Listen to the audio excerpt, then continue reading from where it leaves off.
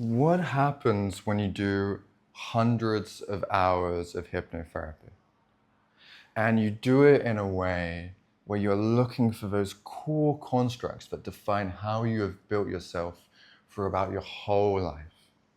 And this is what I did, and I got to work with some amazing professionals. I got to work and do a lot of this on my own as well.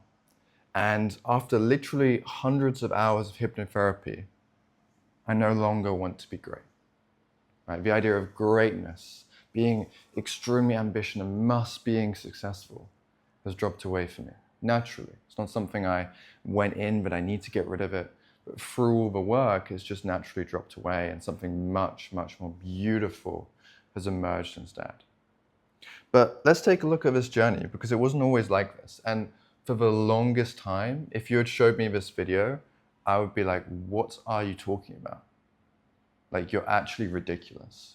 You're silly, you're unambitious, you don't want to be successful, you don't have what it takes, bro. Like, that would have literally been my mindset. Because for me at the time, greatness, ambition, success, that was all life meant. That was all I needed, right? That was the only thing that mattered. Outside of that, did not care, right? It wasn't about enjoying life. It wasn't about being authentic. It wasn't about loving myself. It was like greatness, success, or you suck. And what's even the point of you being here, right? What's even the point of doing anything? It was so strong, but it came from an insecurity, right? A feeling that without greatness or success, what is my value? Who even am I? Right? What's the point of me if I'm not super successful? And so I would go forward to try and become successful, building businesses, doing sales, doing all these different things. And even when I got there, it wouldn't even matter, because I'd always have the next goalpost and the next goalpost and the next goalpost. I'd never feel my value. I'd never feel enough.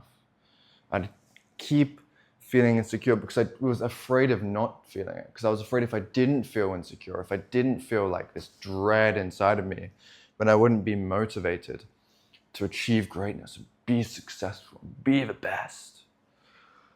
And this took up majority of my life, majority of my mind, majority of how I viewed the world.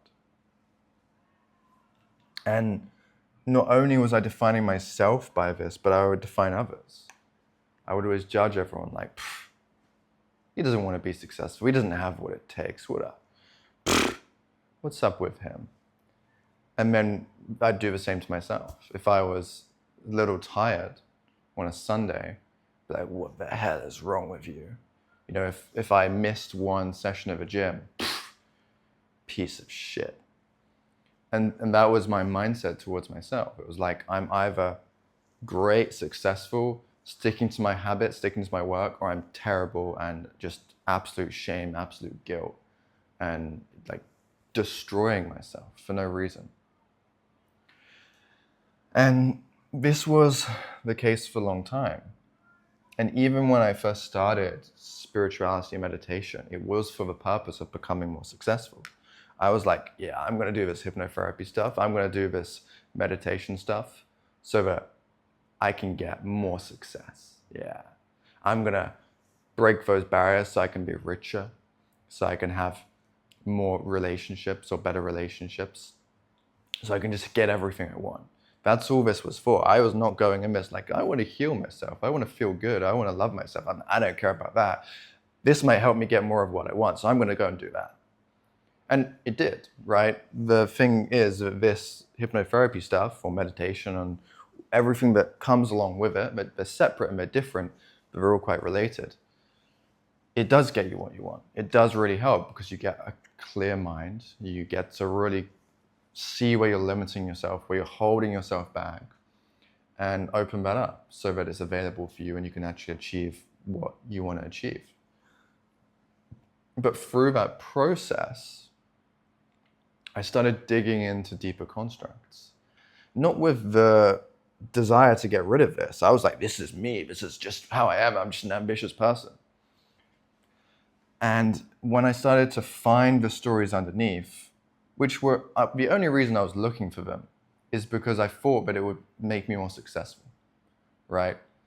I was like, well, if I just get rid of this stuff, which I'll go through in a moment, then I'll actually just be more successful. So I'll get more of this. And that did kind of happen. Like, I've got, thankfully, a beautiful life.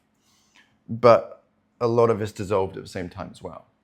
And it was really, really fascinating. So, for example, I would find the story, and the story might be like, oh, you're not worthy, you're not good enough, right? You're only worthy if you do this, da da da da.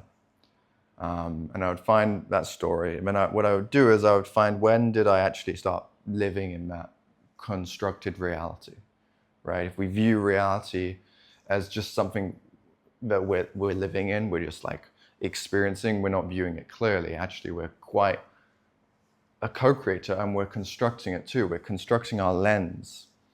And so how was I constructing the lens of value always being out there, right? You know, of being enough always being out there, and you to get to being enough, being worthy, all of this. And so I started to notice, how was I constructing this? How was I creating this reality? How was I creating this internal experience? And finding the core seed of when it actually began, right? These memories of, oh, I took that on that. And it wasn't even like someone was terrible or bad, but just living life and being a young, sensitive child and taking on meanings that weren't reality, but they were just the reality of a 3, 4, 5-year-old's mind. And that just happens sometimes, even when you have wonderful parents, or if you don't, right? It just, you can take on things even when you don't realize. And so carrying all these constructs, I could then break them, right? I could then break the old meaning and realize, oh, that idea that I wasn't worthy, that somehow I wasn't valuable, I'm not even going to replace that. I'm just going to break it, right?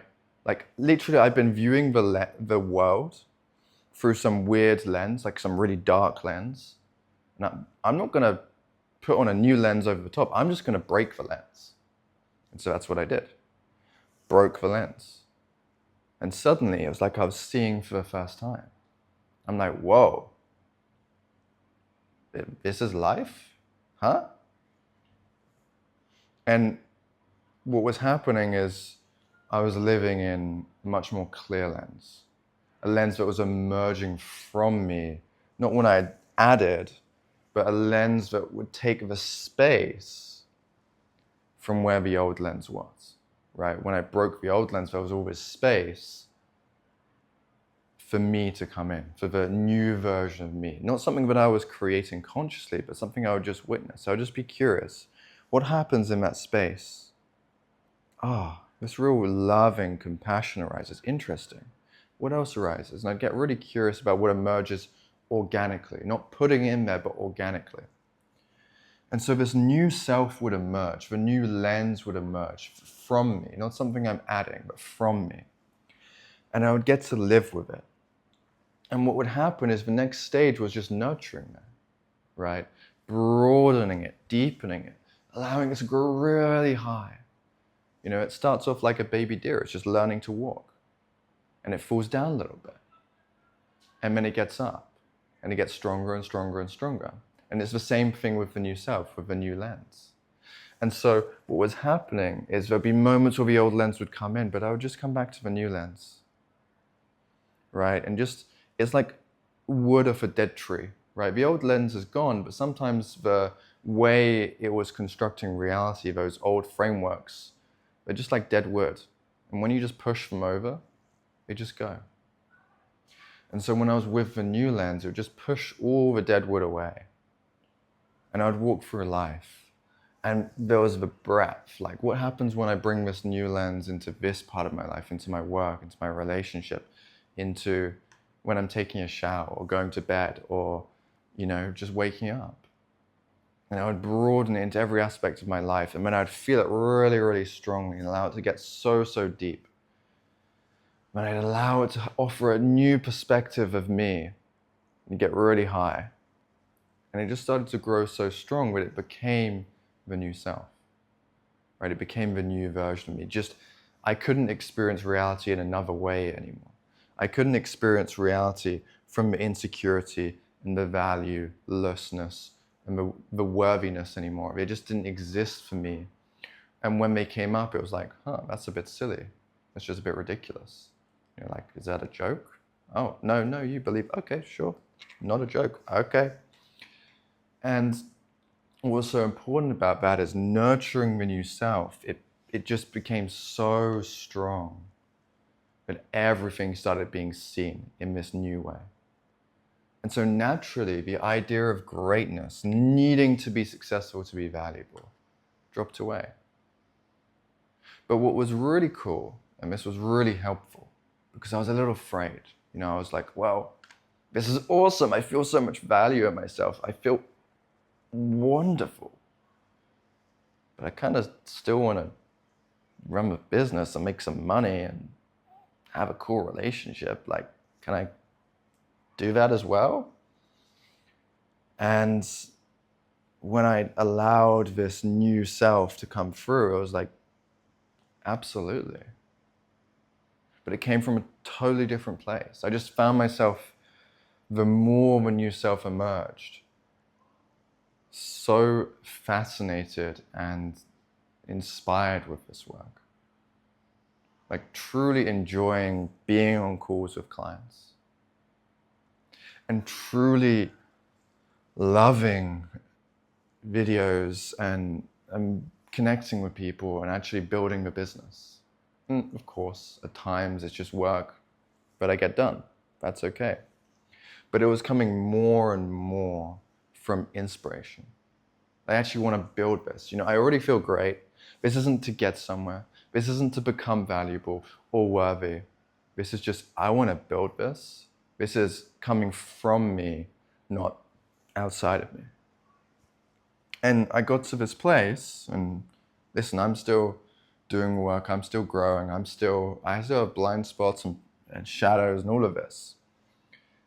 But I got to a place of inherent value.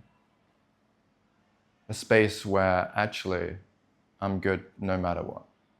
And truly appreciating and loving that. Truly feeling that in my body and my heart and my mind, my consciousness as a whole.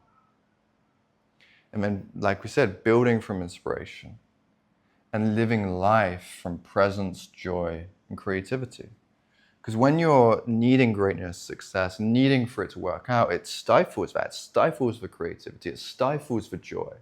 And it definitely stifles the presence because you need it so much, you get constricted into this fight or flight mode for building a business, right? Which for most of us, isn't fight or flight. For some of us, it genuinely is, right? It's your only means, like if that, you might be homeless. It's a little bit of a different story.